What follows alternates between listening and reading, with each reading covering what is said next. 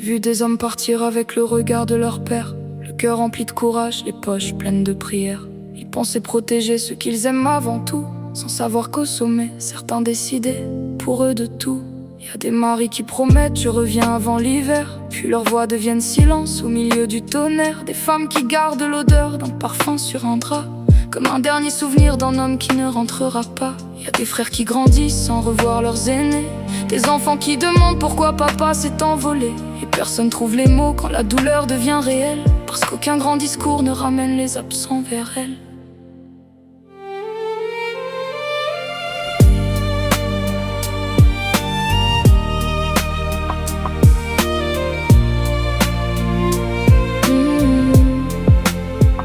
Je respecte les soldats, le courage dans leur regard, ceux qui tiennent même quand la peur leur parle tard. Mais je me demande parfois pourquoi certains décident d'envoyer tant de vie quand leur bureau reste tranquille. Des signatures en bas d'une feuille changent des destins, pendant que des jeunes quittent leur mère dès le matin. Quelques mots dans un sommet deviennent des bombardements, et des familles entières pleurent pendant des années lentement. La guerre laisse des traces même loin des champs de tir, dans les yeux des anciens qui n'arrivent plus à dormir, dans le silence d'un père qui fixe une médaille, comme si ce bout de métal pouvait combler la faille. On parle de stratégie, d'équilibre et d'honneur, mais rarement des épouses qui s'endorment dans la peur, rarement des vieux parents qui attendent un appel, ou des lettres jamais lues au fond d'une poche militaire. Certains dirigeants jouent avec le monde comme un échiquier, déplacent des vies humaines comme de simples unités. Un ordonné de loin, une décision politique, et c'est un jeune de 20 ans qui tombe dans le bruit métallique. Mais derrière chaque départ, y a des hommes lucides qui connaissent les risques avant même le premier vide. Ils partent par devoir, par honneur, par volonté, sachant que chaque mission peut leur tout enlever.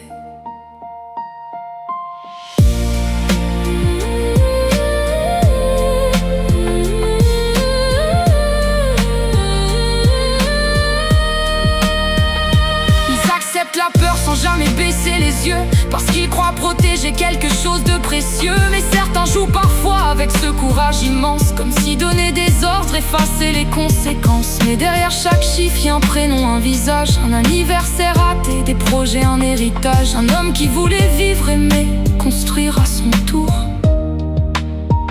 Je crois qu'aucune mère au monde mérite ce vide immense, cette façon d'apprendre à survivre dans l'absence. Quand la porte reste close et que le téléphone sonne, le temps s'arrête d'un coup, puis plus rien résonne.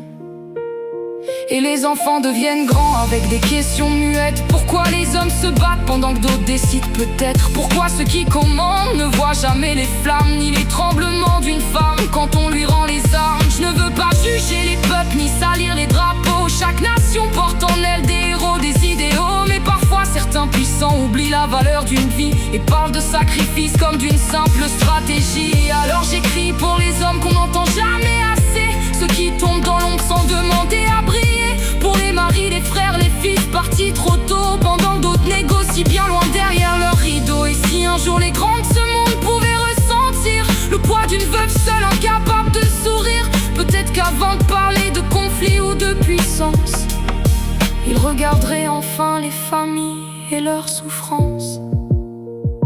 Et quand la guerre s'éteint, dans le silence des ruines, y a encore des blessures qu'aucun traité n'élimine. Des soldats qui reviennent sans vraiment revenir, le corps encore debout, mais l'âme prête à partir. Alors avant de parler de gloire autour d'une table ronde, faudrait penser aux vies qu'on bouleverse dans le monde. Parce qu'un homme qu'on envoie ne redevient jamais le même. Même quand il survit, il laisse une part de lui dans la haine. Et peut-être qu'un jour, ceux qui décident du feu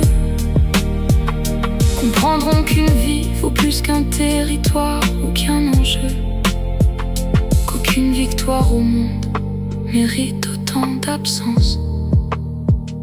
Quand derrière chaque uniforme y a une famille en silence.